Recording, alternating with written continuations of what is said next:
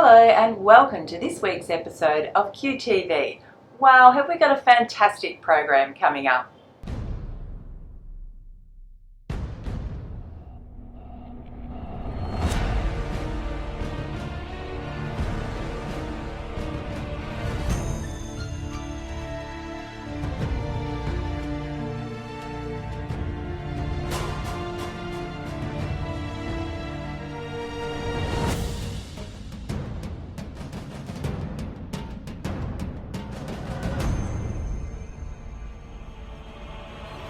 Tonight we'll be chatting with transgender activist Sally Goldner, who won an Order of Australia for her outstanding and tireless work in the community.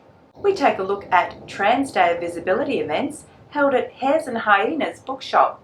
We hear from a powerful tour de force, Lesley Podesta from the Alana and Madeline Foundation, who talks about the links between bullying and gun violence on Joy's 94.9. And we delve into the past to meet Robert Storer, a pioneering sex educator who was harassed and eventually jailed for his pioneering views.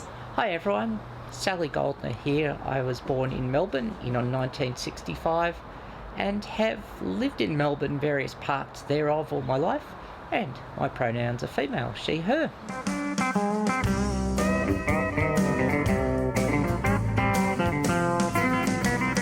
Just a few days prior to our conversation, it was announced that I had been honoured with an Order of Australia, so got to get the old gag out of my system. I'm now an AM, I only usually work in the mornings, boom tish, but seriously, it just still at the time of our conversation now seems so incredibly huge. And I think particularly for trans communities, bi communities and families, because it's a fair comment to say that we've still got a lot more to achieve, all things being equal compared to gay and lesbian, and sometimes we do get left behind and have been, although that's turning a corner as well. So I think it's very, very exciting, and particularly when we look at the 2 years that were 2016 and 17 and how tough they were for trans and gender diverse and families in particular during the Safe Schools debate and the postal survey. And I think we began to regroup steadily in 2018. This is, as they say, just the tonic. So it's just been a huge, exciting thing all round, and well, I have to admit I'm still floating somewhat.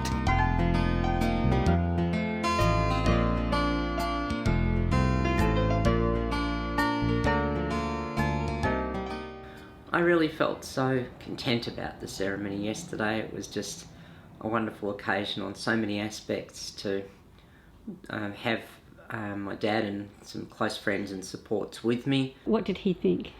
He has said, and it's been quoted everywhere, that he's basking in the reflected glory of what I've done. We were close before, we're even closer now, and have to bring up the obvious, obviously, with Mum passing away last August, but he's just so happy and so proud he couldn't stop talking, really. The challenge set in, if you like, when in 1998 I realised I needed to affirm my true female gender identity permanently. Let's go back 20 years. I mean, again, still not a lot of information for trans people, but there was very much less support for family members as well, particularly parents. This is not to say they were rejecting, they just didn't understand it, and there was no support for them. I had one sister who, I think overall fair to say, struggled at the time and now is reasonably okay with it. Mum had always been, I think, trying to do her best, but probably would have just welcomed more information. And Dad, a bit, sort of after the initial shock, which is fair enough, came around as well. And as time wore on, particularly with my parents as they were getting older, I'm glad that things sorted themselves out as we went down the track.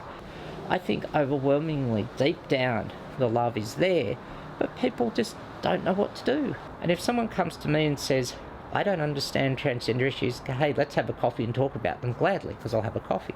But seriously, at the other end of the scale, if someone is being, just the plain old problem, then sure, take a harder line. But if someone just wants to learn, hey, let's do it. One of the biggest challenges I've faced is trying to deal with what I'll call in plain language double standards, where people who identify, say, as one group say, we demand equality and respect and inclusivity, but then they go and are prejudiced towards other groups. Different is so sadly seen as negative if you're the odd one out.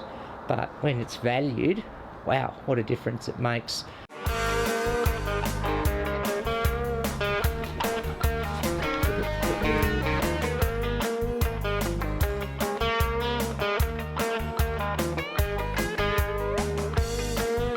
I love and I lie, I pray and I cry. Yeah, I even slap my thigh. I'm a kosher, bisexual, transgender cow, my black hat sure ain't cool. I grew up on that rock era, which I suppose had its challenges at times in the LGBTI communities, which, fair enough, loved their pop and dance music, but that wasn't me. My fantasy occupation is to be an announcer on World Wrestling Entertainment and use all the well-known phrases about, as a well-known commentator once did, business is about to pick up. And he's dropped him on his external occipital protuberance area. What did you say? The bump on the back of your head. That sort of thing. Well, this does signify my love of WWE. Battle back and forth, I haven't had a huge relationship. I sometimes feel like the only way I can describe the way I would like to do relationships is queer. I don't have a better word. I'm reasonably open to multiple ethical relationships, but polyamory just for some reason doesn't sit with me for now. So I'm not really sure where that stands, but sometimes I feel there's a gap. And I think a challenge is trying to find people who are, regardless of their label, a bit more non-binary. I feel an energy around those people, and for someone of my age group, in my 50s, I find there's a bit harder to find. Yeah, there's lots of great younger non-binary people. Don't quite know what the answer is there, but just keep journeying down the road. But if I had to name probably a gap in my life, there's one. And that would, just to have that gap filled a bit would be pretty cool.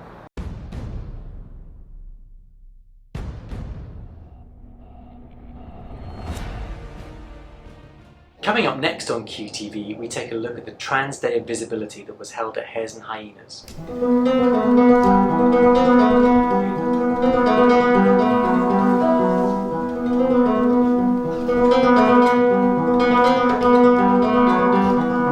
Trans Day of Visibility is incredibly important. It's one of two significant calendar days oriented around trans experiences. It's about showing the world that we're here and we're not going away. It's about empowerment, it's about uplifting our community, but I think for me today it's about coming together, seeing each other, celebrating our presence, and just feeling powerful and beautiful together. The key issues that I'd like to highlight for Trans Day of Visibility are giving a voice back to trans and gender diverse people, placing us at the centre of any discussions that affect gender, that affect the LGBTQIA+ issues, and that affect the way we want to live and be in the world. Trans and gender diverse people are part of the LGBTQIA+ communities, but we also have to live every day in the world with everyone else too, and it's really important that our issues and the things that affect us aren't just being discussed in queer spaces, but are also being discussed in workplaces, in government, in homes, and in schools, because trans and gender diverse people are everywhere. They have all kinds of jobs, all kinds of experiences, all kinds of cultural disabilities and other backgrounds, and their identities and their experiences are different to cis people, and they need to be taken into account at every single level and every single walk of life. So stick around, we've got some great stuff all night long. The vibe tonight really is community, it's warmth, it's approachability, it's friendliness. So if you're here alone tonight, please feel free, go up to people, talk to them. And if you see someone that's here alone tonight, why not say hi, why not ask them their name and pronouns, make a friend. First, I've got some spoken word artists. What is a man? When his head is bowed, his heart is bare. What is he? When his shirt hangs loosely over his breasts? Does he become a man when he ages, when he fucks or works or loves? When is he a man? Is it when his insides shed and his pussy bleeds? Is it when he screams, when his tears are held back by thick serum within, or when his skin breaks? Is he a man when he looks at you, or when you look at him? Is it within or above? Can you feel his manhood when he floats down rivers or climbs up trees? Do you cry when you see him? Can you recognize his spark even when the lights are turned off and the stars shine as one? Is he a man because he said so, or is he a man because you told him he's not? I want to be capital V visible. None of this namby-pamby lowercase nonsense. This tiny little confused you, a you that didn't quite make it. No, I'm talking about the real deal, sharp and angular. And I don't want it to just be for today. Oh no. This V also stands for victory, because while a lot of the world still wants me to be a victim, I've already won just by being where I am today. By holding on to my belief in my own queer value, by no longer caring who sees this vampy vixen, and by maintaining a voracious sexual appetite in a community where femme is a dirty word. My devout brother-in-law once told me, after I said I was bi while dating a girl, which to his mind meant that I was straight, that I had passed through the valley of darkness and I could now help other people out of it. And I think he was right about the last part. Only the darkness I was passing through was just my relative's devotional venom, which would have seen me vilified until I vanished like vapour. Yet I remained inviolate in that pit of vipers, and now that I have vacated their vicinity, I can verify that I can help others to escape the vapidly virtuous. And we can vogue and vocalise our way in all our vivacious vitality to a place where our visibility need never be anything less than vehement. And if coveting that vision is a vice, then I guess that makes me a villain.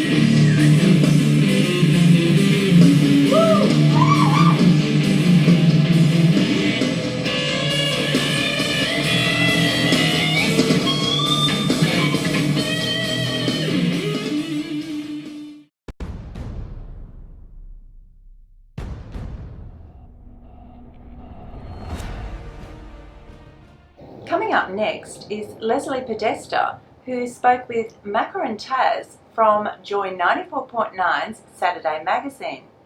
Then our series Moments in Time. This week we'll meet Robert Storer, pioneering sex educator who was harassed and eventually jailed for his pioneering views.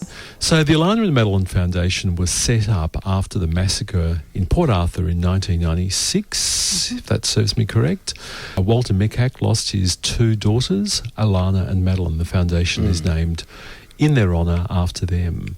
And it was set up by their father, I believe. So Alana and Madeline Foundation was named to remember his children and to say that we're going to be a potent force for keeping children safe from violence, and for children who have experienced violence to help them recover from that violence and be able to be children again.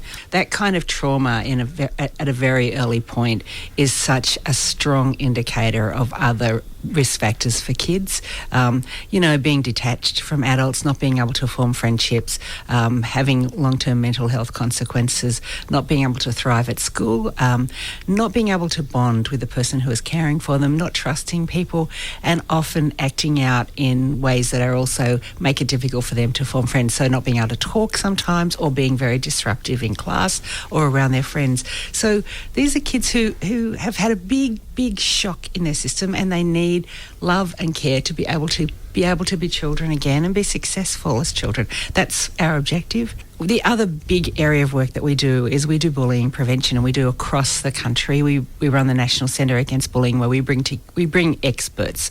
And I say that because this is an area of social policy which is absolutely populated by well-meaning people who have no evidence base, and we work very carefully to work only with people with deep research method and a proven methodology. There's just so much fish oil sold in the name of bullying, which drives us crazy, because there's great evidence about how you can reduce bullying with the right intervention, the right support. And bullying is a really important part of the work we do, because bullying is such a prevalent part of childhood, but also it has a deeper reason for us. As you know, we were formed out of this massacre, and you've seen in the US, and we'll talk a little bit longer about what it means to have so many guns in a community.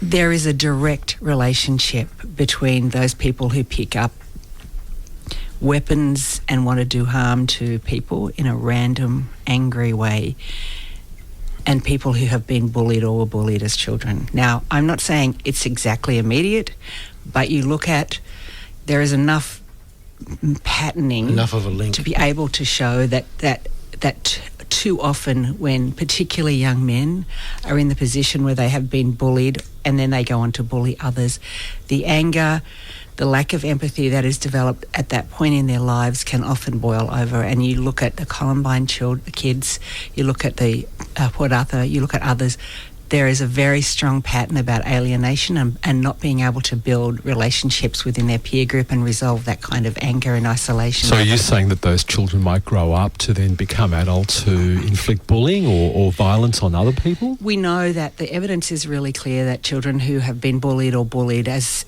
teenagers are more likely to be involved in domestic violence, for example, and into violence and in interrelationship violence as they get older, yes.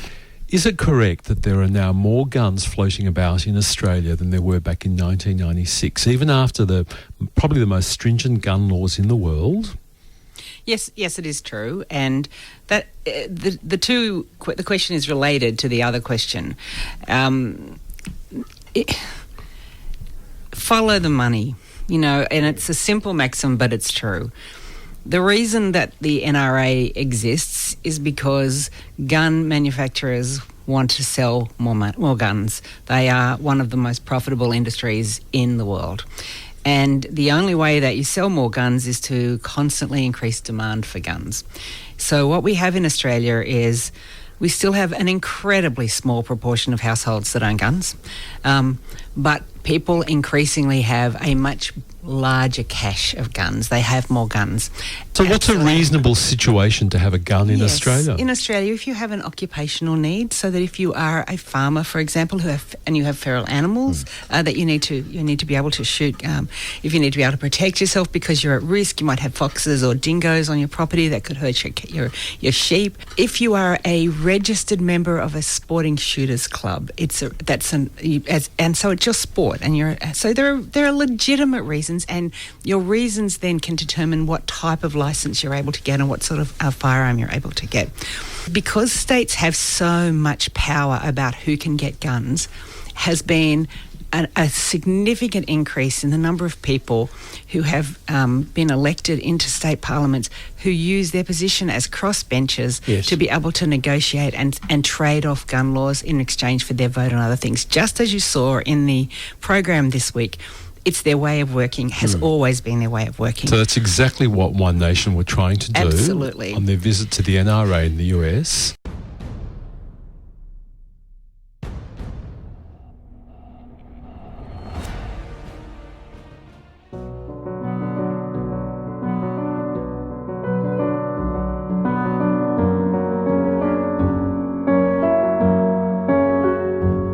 Robert Vivian Storer is largely forgotten today, which is a shame because he deserves to be remembered as one of the heroes of Australia's sexual history.